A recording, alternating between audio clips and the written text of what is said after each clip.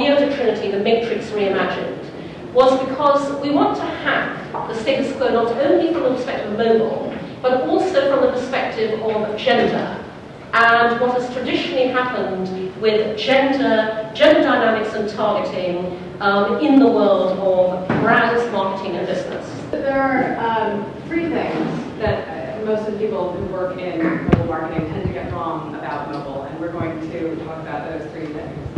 Mobile does not equal phones, actually. A lot of times we focus on the device, and we think of that as Android, as iPhone, iOS, which version of Android, and we're missing the point. It's not actually about that. Mobile is about something bigger. It's about access. It is becoming the primary way that we will all be accessing the internet. It will surpass PCs in the next few years as the main way that most people are getting online. It's also about content. So this is becoming the primary delivery method for most of the content we engage online, whether that's TV and video, or games, or text, or our social networks. The phone is becoming the central point of that. It's also culture. I think this is one of the things that's most interesting to me about mobile, and the thing that we got very excited about thinking about reimagining it. It's not just about online or offline life anymore. 15 years ago, there was a lot of moaning about what culture would become when everyone was locked in the basement trying to scream. Now, actually, you can be online all the time. You can be both engaged in personal communication and in social communication. You can be accessing things in your local environment and spreading the word globally. It bridges all of those divides that have generally been separated from one another when we think about social separately from digital, separately from traditional communications. And so what is that culture made up of? It's got basically four characteristics. One is that it enables people to become incredibly involved. And so if you saw sort of the event description, we made reference to Glacier Piece about cognitive surplus. And a lot of the examples that we have here build on some of the examples he's used. Anyway, we have an easy way through mobile technology for people to connect with other people in order to become involved in a cause greater than themselves. And all of these things are made possible through mobile devices that are connected to the internet. But it's also creative. You see people hacking this technology to do things that are just purely for expressions of creativity.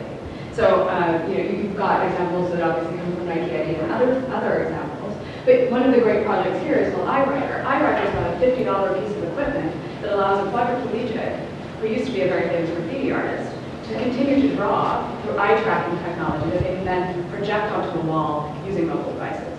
So this is another way that the culture is changing. It's also incredibly connected. We tend to think about Facebook and not much else when we talk about social networks. There are a million social networks globally. And there are people who are using things that we don't think of as social networks social networks. Amazon is an incredibly social place. YouTube is an incredibly social place. So they are, in fact, social networks. And people are using those places with their mobile devices to connect with one another. But the other important thing is it's incredibly active. That's that real-world bridging with online versus offline world. It's no longer a distinction. So people are using mobile devices out in the world to connect with one another. Ultimately, it is this idea of cognitive surplus. This free time and mobile devices connected to the internet allow us to collaborate with each other in new and interesting ways. But that's not how most brands are using mobile technology right now.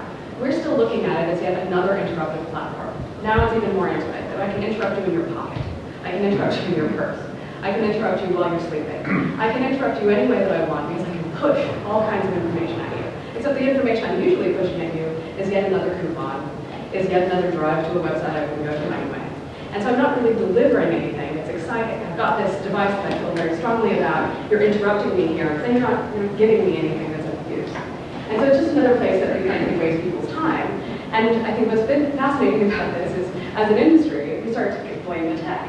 Like we're not getting the traction we want in mobile, so it must be something to do with the technology.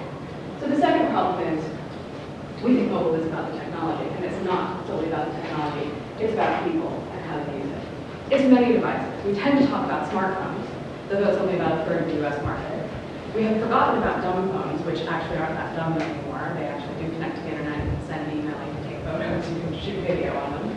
We are starting to talk more about tablets, specifically the iPad. But this also includes any kind of Wi-Fi enabled internet-connected device. And this is the thing that I think has been very interesting in the culture shift for the marketing and advertising industry, is that we've stopped stealing from artists. And we've started stealing from startups and tech guys who are panting and running along after them trying to figure out what the latest thing they've invented is. And having grown up in a high-tech, early adopter engineering household, I can tell you that engineers build things because they can, and they let other people sort out how to use it. So they're not going to be very helpful. So why don't we start stealing from artists together? And artists are doing actually really interesting things when it comes to these technologies that we've pronounced as being dead. So QR codes are an interesting example of this.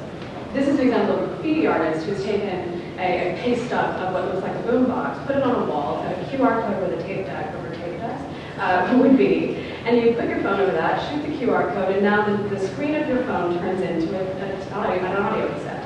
And it plays music. And depending on which QR code, you get a different piece of music. It's beautiful. Why are we not making things like this? This is the kind of thing that people would actually want to engage with from a QR code. It surprises, it delights, it entertains. It's a different form of communication and engagement than just driving these microseconds.